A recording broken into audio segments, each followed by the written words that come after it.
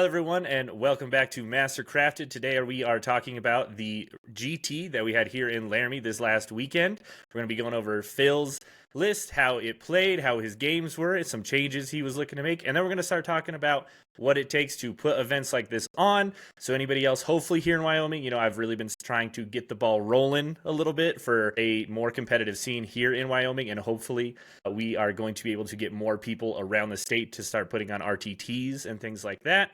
And we're going to dive into what that takes. So first, let's swing it over to Phil. Phil, how was your weekend? It was great. It was great seeing you, Lane. I always enjoyed coming up to Wyoming. It was a beautiful weekend. It was absolutely gorgeous out. A little bit of snow, which derailed some people's plans, understandably. But overall, we went up there. We stayed for the weekend. I had some incredible steak on Saturday night, so that was pretty much perfect and couldn't ask for any better. Steak, wine, and some great 40K. So I really enjoyed myself. That's awesome. All right. Well, let's. How did the weekend go, Phil? Where did you end up, and what did it take to get there?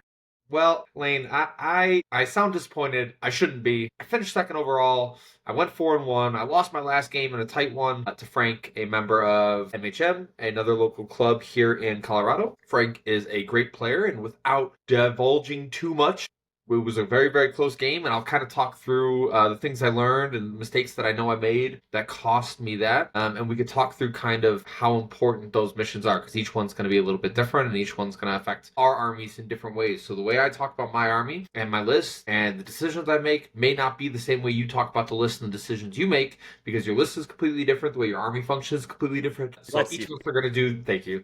Each of us are going to do different things. So I'll give you a nice little rundown of the Gene Stealer cult. So I took Gene Stealer cult Final Day. I've definitely been on the train of Final Day, and overall, I've really been enjoying it. I think it is the most competitive way to play Gene Stealer cult. I think they're incredibly good. They're super lethal, and I enjoy winning the game in that way. So yeah, definitely like it. So I take a Death Leaper, 2 Biophagus, 1 with a no Overwatch stratagem, right? No Overwatch enhancement. We also take, let me pull it up that way I don't jack it up. We also take a Locust and a Patriarch. The Locust is a fights first character for the dirt cheap price of 45 points, and the Patriarch is a exceptionally good attachment to a unit of Gene Stealers, Pure Strains that go around, advance and charge, bunch of dev wounds. So yeah, they're great. I run 2 mining weapon acolyte squads. Those are strength 5, -2, flat 3 damage. They're anti-vehicle 4-up. They also get +1 wound from the Biophagus once per game against infantry. They also have lethal hits, and with this detachment, the majority of the time they're hitting on 2s. So hitting on 2s and then full rerolls with the stratagem, hyper ferocity, if I have the Tyranids nearby. Those are 2 very, very punchy units into almost the entire meta. So almost the entire meta. I'm running 3 Flamer Acolytes, which are just 3x5. They reroll wounds if you're on an objective. 3x10 Gargoyles, 1 5-man of Pure Stain Gene Stealers, a 10-man of Hybrid Metamorphs, which is where that Locust goes, a Lictor, and 2x2 Mining Laser Ridge Runners, 1 Ridge Runner with Mortar, and 2 Goliath Rock Grinders, all with Mining Lasers. Yeah, that what's the total count on units in there? Because it sounded like a lot. I just can't remember quite how many you said. Let's see here. One total units, 1, 2, 3, 4, 5, 6, 7, 8, 9, 10, 11, 12, 13, 14, 15, 16, 17. Not counting any of the characters, obviously, because those get attached. But if we did, that's another 4 characters, so 21 total units. Yeah, and not including the probably at least 3 to 5, depending on what you bring back.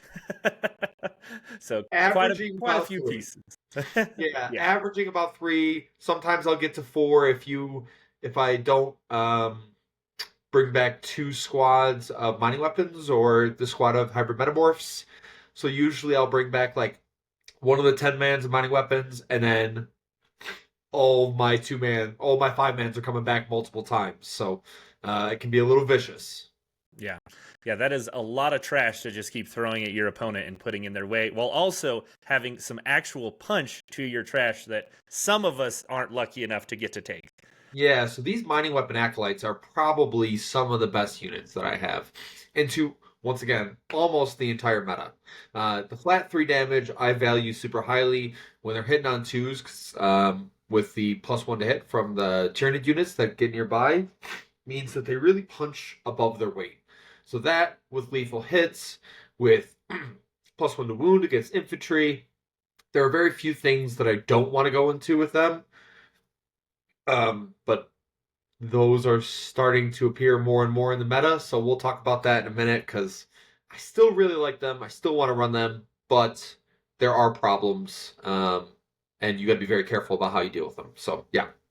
Yeah, that is fair. All right, well, we'll might as well get started working through it. How did round one go? We had taken hold on tipping point with raised banners. Yeah. So my first round was into Ryan, a member of Bottom Table Heroes, a great opponent, and he was playing Chaos Space Marines. And this was a very traditional Renegade Raiders, squad of Chosen, a couple of Predators, lots of just infantry scoring units. He was even running the new kill team. What are those guys called? Nemesis. The Mhm. Nemesis Dreadclaw. When you're in engagement range, you can't do stratagems. Um, really enjoyed the list. The problem is I have a lot of tools to deal with like that heavy infantry, which is something that I like. Right, like I liked Possessed, I like Chosen. I want to see those units on the board because my flat 3 damage with +1 to wound against infantry, they don't like, especially when I'm rerolling wounds and hitting on twos. Those units don't like. I tend to chew through those infantry heavy units. So it was a very close game. Came down to a couple points, but I managed to go second, so there was an advantage there that he just wasn't able to overcome. So overall, the game was good. Yeah, absolutely. Okay. All right. Any real standout moments in that game? Anything you learned specifically, or are you ready to move on to round two? The big thing that stands out to me, I guess it just reiterates what I'm saying, is like those infantry heavy detachments. I I pick up rhinos easy, and when they die and everything gets out, my acolytes love to charge any kind of infantry and any kind of vehicle because I dice them up. The stratagem that has and continues to be probably one of the most effective is the uppy down strat for resistance tunnels, I think it's called, and you can use that on anything in the army. And holy crap, is it effective? It does a great job for this army in terms of mobility, which it doesn't struggle with to begin with. So you just get more of that. Yeah, I think that's a very fair point. I know at least in my own list building, that's come up a lot. Is I just need more trash because right now in the meta, it has just seemed like trash is king. There are too many things that can just eat units left, right, and center, and so just having more and more of those types of units just really does feel like the way to go. And having things that can kill those elite-ish bodies and lower is just so important. And that's really does seem like you have both of those things in abundance. Yeah, I mean, my 5-man flame acolytes, they do so much, especially with additional. Like, if I hit you with the Ridge Runner or the Mortar and it's +1 AP, I'm stripping cover, like, Space Marines don't like being in cover and having to save on fours, especially with 4d6 or 5d6 flamer shots, right? It's not fun. So, there's so many tools in GSC, and I definitely enjoy having all of those options. Yeah. Yeah, I think that is a great point. But we'll keep it rolling. Going into round two, though, you were on Search and Destroy with Linchpin as the main and Raise Banners as the secondary rule. And you were going into Chaos Demons.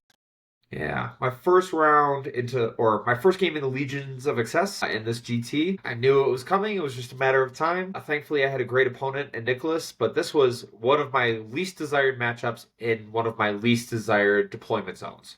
So Search and Destroy is really tough because it puts you in that corner, and if you allow your opponent to hem you in, you're gonna be in for a bad time. It is not gonna be fun. Legions of Excess is so fast. Like they will get in your way, and you will have to deal with them. And especially in that deployment zone, you could be like behind the 8 ball from turn one. Thankfully, with the amount of infiltrators that I run, I'm able to screen out in ways that allows me to still access the objectives and access the board in a way that I have to be able to do. Um, and Legions of Excess is something I've gotten a lot of reps into, so I am relatively comfortable going into that matchup. The problem with that you are going to run to as a player, so our listeners pay attention, all right? Listen up. If you take one unit and you point it at one Slaanesh unit that you're like, I have to kill this thing. This one thing has to kill that. That is my option. Do not get upset when you fail your leadership check, and now you can no longer shoot that unit. It's going to feel real bad. So you better have backup options. You better have another unit that can shoot it, a unit that can charge it, any of those things, because that might not even work. Because you charge it, and then they start ablating wounds off it to a keeper that then heals wounds on it. So you cannot come in to this game without any redundancies. It's something I talk about when I'm talking to players about like getting better at 40K. It's like you do sometimes should be overcommitting. Do not expect average dice. Do not expect above average dice. Unless that is your only option and that's to like win a game, you're like, I have to get this 10-inch charge. Well then, dude, go roll it.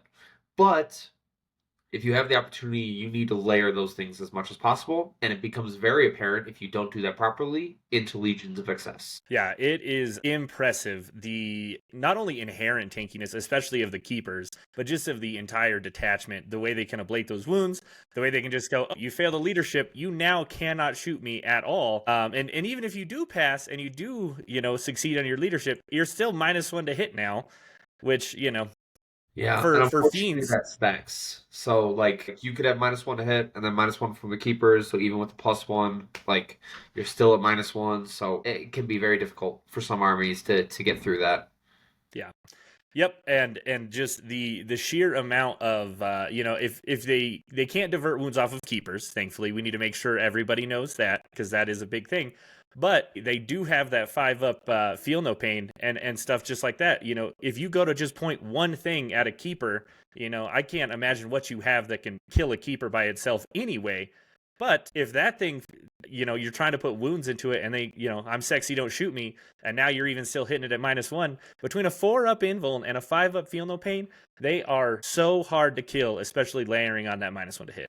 Yeah, but my opponent was great, Nicholas. I will give him a huge shout out. His army is so cool. It is so cool. So he's taken the giant spiders from Age of Sigmar and converted them into huge keepers of secrets. He's taken like the keeper of secrets top half and attached it to the body of the spider. We're gonna get some pictures and I'll tag him in the YouTube video. That way you guys can go take a look at his Instagram. Right? He's got an Instagram for all Yep, that he stuff. does have an Instagram and then also has a website and stuff. We'll be sure to link it. He's also probably going to come on the show here before long, especially playing, demons as well as being a great painter and someone we want to help give you guys some tips. You guys are going to get to see plenty of Nicholas and his spiders, so I hope you don't have arachnophobia. It is coming your way. It is definitely a lot of spiders. So many spiders. Yeah. But going through the actual game itself, right? You're on search and destroy. You had the infiltrators to help take up some of that space, because Legion, their slowest unit is maybe like an 8-inch move, and it's like the mask or something like just something that you're really not as worried about in general. The whole army just gets in and slaps. So Yep. So the way I deal with Legions of Excess is first things first, my mining lasers. D3 shots, strength 12, so I'm wounding all of the keepers on 3s is really nice. Also, the fiends and the bricks of 6, when I fire mining lasers into them, I get blessed for those as well. So like D3 +1 for each on the Ridge Runners does allow me to cut through them very, very quick, which is nice to have because those units very annoying. The fight's first brick is scary as well. The hybrid metamorphs and the locusts. It does allow me to screen a little bit just because I get a lot of attacks with them. So the fiends and the seekers and all that stuff don't want to go into them because I just get so many attacks and then I can reroll wounds. Now they're strength 5, so they are quite good, especially with reroll wounds in terms of efficiency, and they're 2 damage pops. So I am pushing through quite a bit of damage, and I have fights first. So there is benefits there to all of it. But definitely the MVP in that matchup is for sure the metamorphs and the mining lasers. Believe it or not, the flamer acolytes, because I guess I get rerolls. So I can punch up in a lot of stuff, and I want so many attacks that I force you to take as many saves as possible. That's the solution there. Yeah, anytime you're facing demons, I mean, just invulns at a 4-up or 5-up invuln, just nothing but number of attacks is definitely the way to go for sure. Yeah, no, it was a good game. Thankfully, I am more familiar with Legions of Excess than he was with Gene Stealer Cult. If we were to run that back, he probably learns a lesson or two about all the shenanigans that I have. You can't. You have to be very careful with the keepers. You got to push them out at the right time. Otherwise, I just keep scoring and you don't. So Yeah, that is very fair. All right, going into the last mission of day 1, that was on Crucible of Battle, and we had the Ritual. yeah.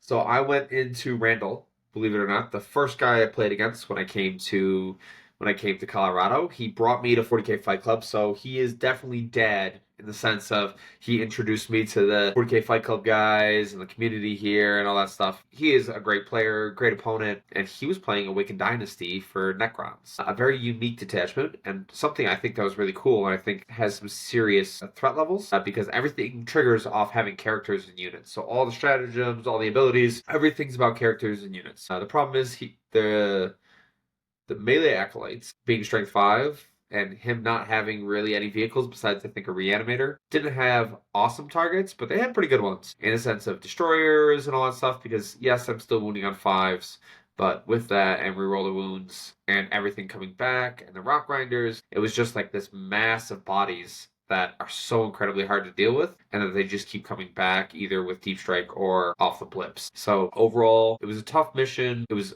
tough angles in terms of terrain layout that I was able to just put mining lasers down the middle channel. I was able to pick up stuff and he was never able to engage with the ridge runners, which is part of the strategy, right? Like I'm using gargoyles because I'm pushing them up in your face, but they're also doing a dual purpose of giving me +1 to hit. So they're coming up, they're screening you, they're getting a couple shots in, and then they're giving me +1 to hit.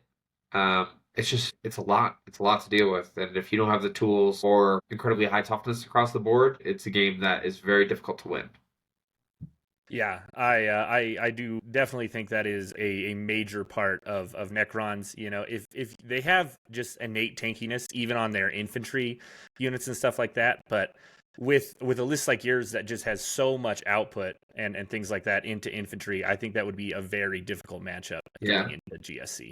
and honestly, it's the weird things. It's like the stubbers on the ridge runners because they're hitting on 2s potentially, and then they're twin linked. And if I'm in rapid fire range, which is 18 inches, which is very easy to get to and still be screened out just fine, I'm punishing everything that gets close. So all his units of like immortals and even stuff like wraiths, like I'm doing so many wounds, Yeah. so many wounds. Yep.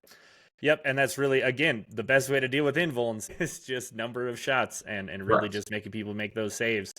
You know, and I was at least stoked. You know, I'm always happy to see Randall whenever he has been coming up to some of our stuff or down in Colorado. But I'm glad to see, you know, somebody playing some Necrons and not running Star Shatter again. You know, Yeah. that is one of the things we should all be happy about.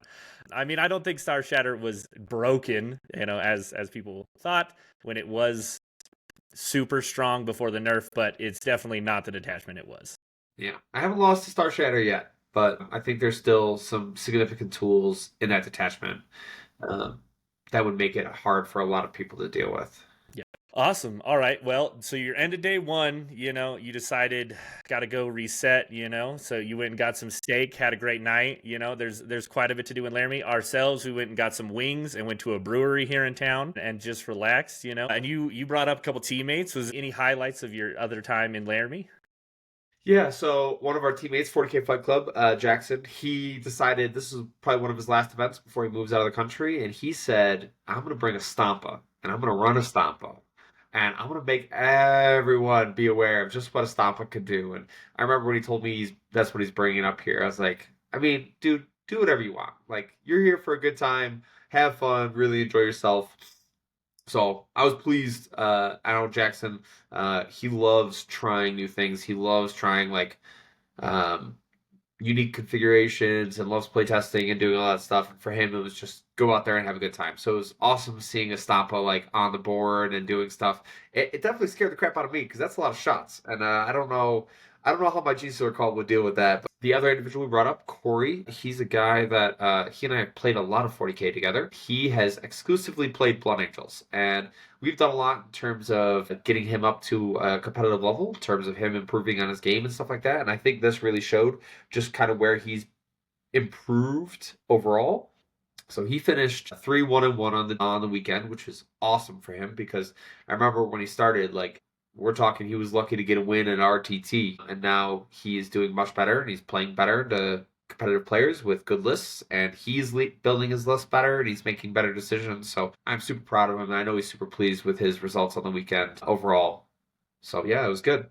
Yeah, yeah. I mean, he even that tie going into Andre, one of your other teammates, Correct. running Yeah, bridgehead of all things. I mean, that is something to definitely be proud of. That is a tough player with a tough detachment. for sure. Absolutely. And that was his final game. So like you're burnt out, you're a little spent, and you managed to pull a draw off a bridgehead, which is not anything that anybody wants to play into. I would Yeah, yeah. There is a lot of shots, and you do not want to be on objectives when bridgehead rolls to town. So. Awesome. All right. Well, we'll go ahead and we'll get into your day 2. In the morning, we had Scorched Earth on Tipping Point again. So I played in a Cam. Now, Cam, I know you're watching because you told me you were like, I need you to talk about the game when you get back on your video. I was like, so everyone's watching them now. I guess we made it big time. One person said they watched our videos, so I do love that. Cam and I have played once before, and that was probably I think one of his first like tournaments. One of Cam's first tournaments, and he brought Death Guard. Now, the problem is I know Death Guard. It is one of my favorite factions. I ran them competitively for just about a year leading up to last year's LVO, and I really enjoy the faction. I'm very comfortable with it. I know what I need to do. Problem is, my shooting is better than Death Guard shooting. He decided to take 2 carnivores and 2 predators, but not the las cannon predators, the bolter predators. So already off the bat, like I'm in a better position because my mining lasers at -4 when I hit you with a mortar first and strip and cover means I'm just doing damage to predators and there's nothing that they can do about it, which is not great. I put the carnivores on their invul. I put almost everything else on invuls, and it is a very tough matchup. Now, he and I talked after the game. There's a few instances where he let me have kills where I didn't have to pay anything in return, right? I was able to take a couple angles down the middle of the board and pick up a fed bloat drone and a carnivore turn 1, which you can't lose both those units turn 1. It is very difficult. With the redeploy strat, right, pick up and put it back, like it allows me to get angles that not everyone would enjoy me getting. But that, with the amount of mining laser shots, with the amount of damage, he decided to do the -1 weapon skill, -1 ballistic skill on me. And we talked about it after. I was like, it's not a bad idea to do that into the majority of Genius Stealer Cult. Like Biosanctic, for sure. Take -1 weapon skill, ballistic skill, because aberrants really don't have a way to get back to 3s. So you putting them on 4s is awesome. But your rule just balances out mine, and I am very tough because I have a lot of vehicles. I have rock grinders, I have ridge runners. Like, you are not going to do anything crazy in regards to affecting my lethality by keeping me at my ballistic skill, because my mining lasers are very happy to stay at 3s. Yes, they love being at 2s, but I'm very comfortable being at 3s. What you really want is more lethality, so I probably, in that matchup, if I were to run it back, would take -1 AP, because I want, like, my flamers, especially on all the Death Shroud and all that stuff, to be -1. That way, when I do Overwatch or I do anything like that, I just pick up squads. They just die, right? My fed bloat drones, all those things are just that much more lethal into all of my units. Now, you probably could do it the other way. You could do -1 weapon skill, -1 ballistic skill, but I just don't think it's as good into Final Day. The other detachments, sure, absolutely. Not Final Day. Yeah, and the thing is too, right? He has to get within 9, and that's even in round 3. To get within 9 of your rock grinders and your ridge runners can be very, very tough to even make them suffer the ballistic skill penalty, Right. especially early in the game. Correct. Because my gargoyles are out there, and my gargoyles are the ones giving me the +1 to hit, but my ridge runners are so far back, you're never going to get to them. Not in the early turns. And if I'm just trading with you like that, then that's fine. I will do that all day. Mining lasers are great in the Terminators, right? I'm strength 12. They're toughness 6. Still wounding you on 2s or 3s potentially if it's +1 wound. That's perfectly fine. It is not a good place for Death Guard to be, and you can't lose assets early and allow me to take lanes and put mining lasers into things that they have no returns. So, like we talked about it after, swapping the Predators to las cannon Preds with autocannons, those are definitely the way to go, just because you need more anti-tank. You need more las cannons. You need stuff to pick up your opposite armor. And with Mortarion being out there and giving the rerolls, like that's awesome. Unfortunately, I could just ignore Mortarion, and he waited a while to push him out because he is scared of the mining lasers, understandably, and that just resulted in me picking up everything else on the board. Yeah. Yeah, I think that is a very fair assessment. I think that's one of the things that Death Guard players in general can kind of struggle with is choosing the right aura and into certain matchups. I know when it comes up for a guard a lot of people do like to go with the weapon skill and ballistic skill. Against a lot of my tanks, though, in general, again, if I can just stay 9 inches away from you, like that's a big thing. But also, if you can go with the -1 to my save characteristic and you do get within there, you now, because Death Guard has terrible anti-tank options, and I think that's one of the big things is if you just take the -1 to the save, now my tanks are all on 3-ups at best if you can get within that range, and that helps you deal with me a lot better. In general, Guard has a lot of shooting, so even if you put us at the -1, if we get any rerolls or anything, we can still chew through a lot of what Death Guard brings to the table. Yeah, for sure. Yeah, and it's all subjective, right? Like that matchup subjective and things like that. Cam, now we've played twice. You will get another opportunity to get your revenge, maybe on final day. Maybe we'll run the mirror one day. Maybe I'll run Death Guard and you run Death Guard, and we can see how that goes into each other. But definitely some lessons learned for Cam. Definitely some lessons learned overall in terms of how that matchup looks, and then we'll go forward from there. Yeah. All right. Well, we are finally to it. The round 5. You are 4-0 at this time, and you get paired into Frank, the demon player himself. Yeah, so Frank is as I said previously, an MHM guy running Legions of Excess, um, and a very good player that we've played I think a few times throughout the tournaments and then going up to 40K Fight Club. So he and I are relatively familiar with each other, and we're obviously in the same community, so we see each other all the time. So overall, um, the issue is the mission. So did you say the mission already? I have not, and it was a crucible of battle with Purge the Foe, the Yeah. the dreaded mission that Phil hates to the core. Yeah, it is not my favorite. It's tough being the final mission of the day. Like round five being the final mission of the tournament. It is not fun to plan for, especially with Gene Stealer Cult, because believe it or not, I give up kill more pretty consistently. So I have to find ways to either score more, hold more, or like cancel it out when he goes into me, and I'm able to kill those things in return. The problem with Legions of Excess is, believe it or not, the majority of the time they don't have many units, right? Like they're running 3 keepers, 2 to 3 units of fiends, maybe a unit of demonettes, a solo character, and then, for example, Frank was running a unit of plague bearers. If we talk about overall capabilities to kill, that is not a lot compared to my 21 units. He's running I think 9 or 10, He and had 11. Yep. 11 units total. Yep. Thank you. That is a 10-point difference. So you are almost always cognizant of the fact that you are going to give up kill more a few times in a game as Gene Stealer Cult. So going into this matchup, my first thought is I need to find ways to make sure that his kill more doesn't happen, or I'm scoring hold more consistently. The problem is with the amount of fiends that he was running, like it is very dangerous because he just goes out there and picks things up and they just die, right? My combat is not consistently good enough to take down keepers. It is to take care of fiends and seekers and all that stuff, but the keepers are the real problem because I'm wounding them with mind lasers on 3s, which is not bad because they're toughness 11. But everything else is like 5s and 6s with all my infantry, and it's not fun to go into over and over again. So you have to be very careful in terms of how you're going into it. So I had a plan. I managed to go second, which was good. That's already win number 1. Like going second and purge the foe, you know what the number is. You can go after it. You could tie it, or you could try to beat it going forward. And I thought I did set up, and I took a risk in putting a set of gargoyles inside my deployment zone really, really far back. And I wanted him to send a unit up to go into him. Because I was like, if I can get him to push with 1 unit and not kill this unit of gargoyles, and there's a reason why. It's not just because I think gargoyles are tough. They are not. I'm fully cognizant of that.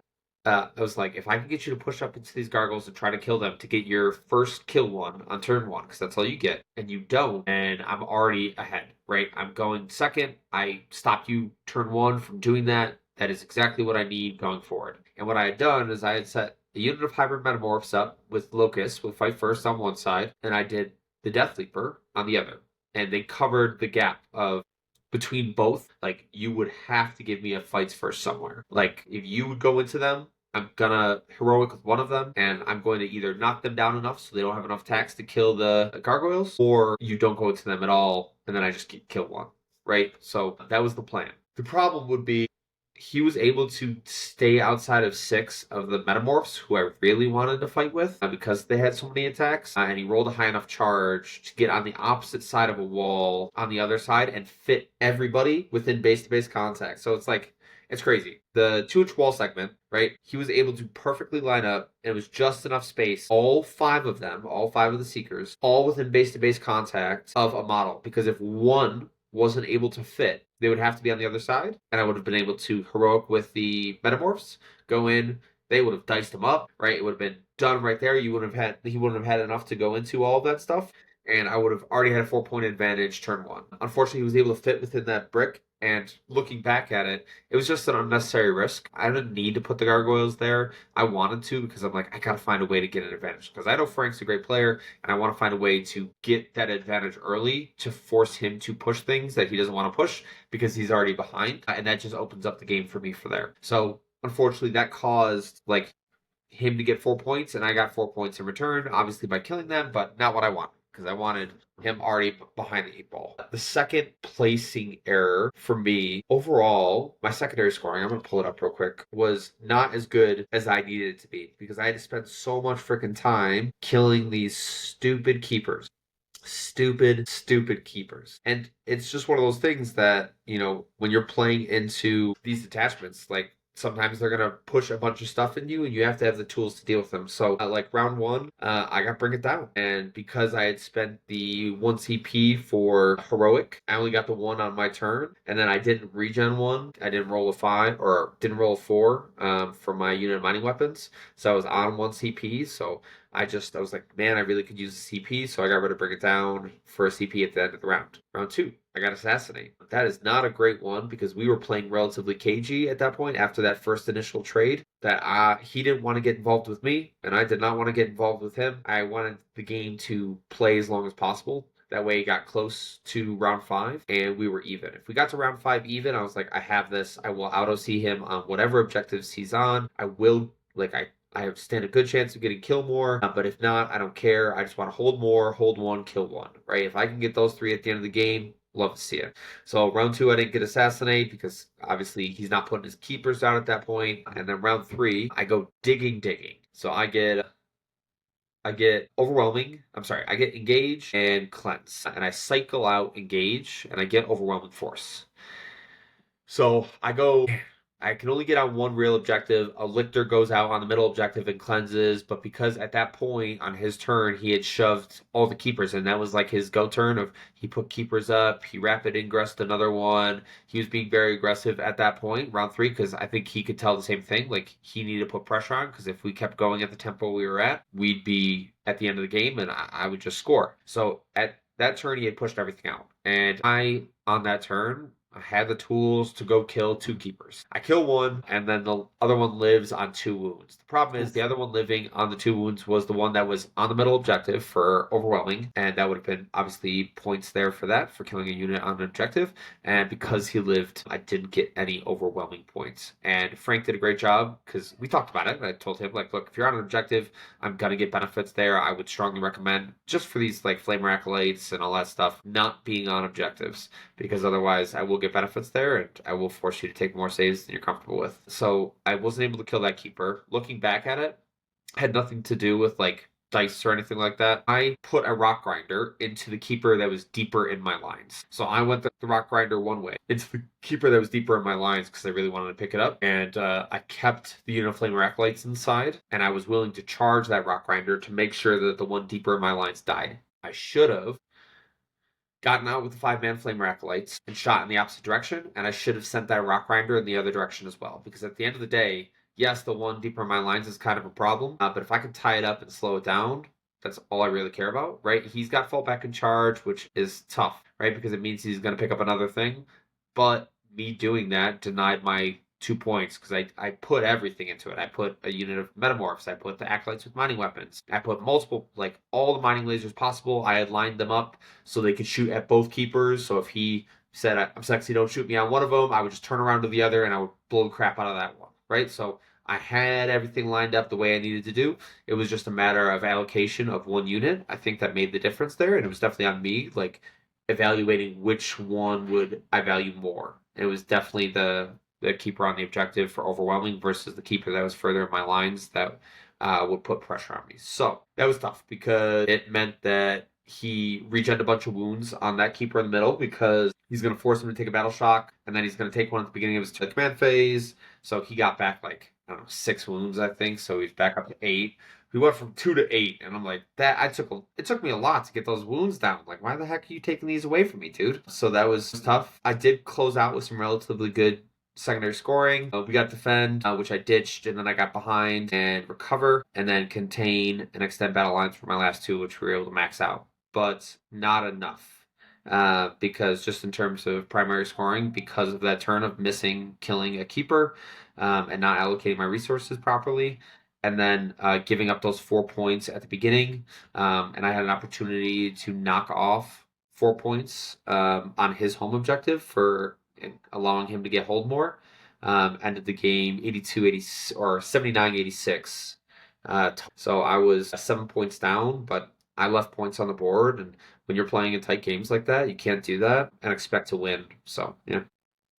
Yeah, sounds like a tough game, a tough match. I mean, it's so hard. They have so many shenanigans and so much innate toughness, as we've already talked about. You know, it really does. It may not be Eldar level of lines of play you need to be aware of, but it's still a lot to think about as you're trying to work through what Demons players can do with those units. Yeah, I just like for a new player who's playing into that detachment for the first time, I could definitely see some very feels bad moments. Not because the Slaanesh player is doing anything wrong. It's just like you don't think about the fact that this really key unit of yours just can't shoot, right? Like it's not something you think about. It is not something very common that players think about. So when it happens to you, especially as a new player, especially going into one of these things for the first time, it, it it affects people in a certain way, and you definitely learn that lesson once, and hopefully you don't learn it again.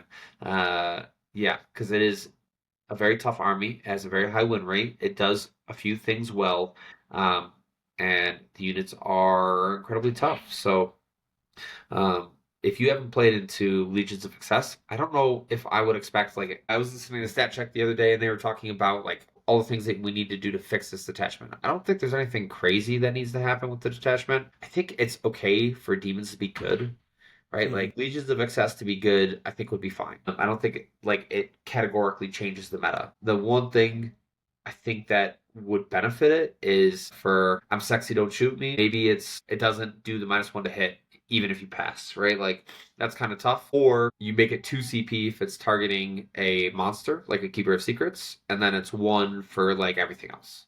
Right? Because at least that way you still have the ability. I don't know if that's better. I do think it's a little bit more balanced overall because it is very tough to deal with.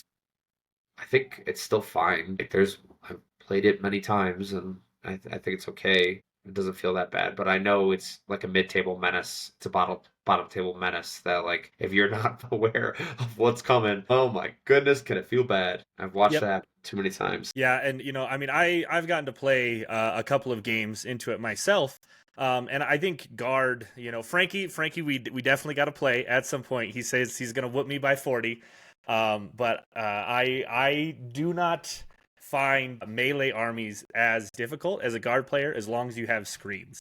They still don't have any way to jump over them. And as long as you're very spatially aware and you make sure, as you said, right, you have multiple targets you can shoot at. So if they do, and you fail your battle shock, which is a guard player, is fairly common, right? If you fail that, you still need to be able to shoot something else. And that is a big thing, but also have other things that can shoot that same target. Realize he has that option, and then also you can use the ablative wounds against demons players if they are very just flippant with it and kind of just use it without thinking too much, because not only does it just pass those wounds on to another unit, if you have enough stuff that can hit that initial unit, you can kill the unit that the wounds are going to and the unit that you're trying to kill originally.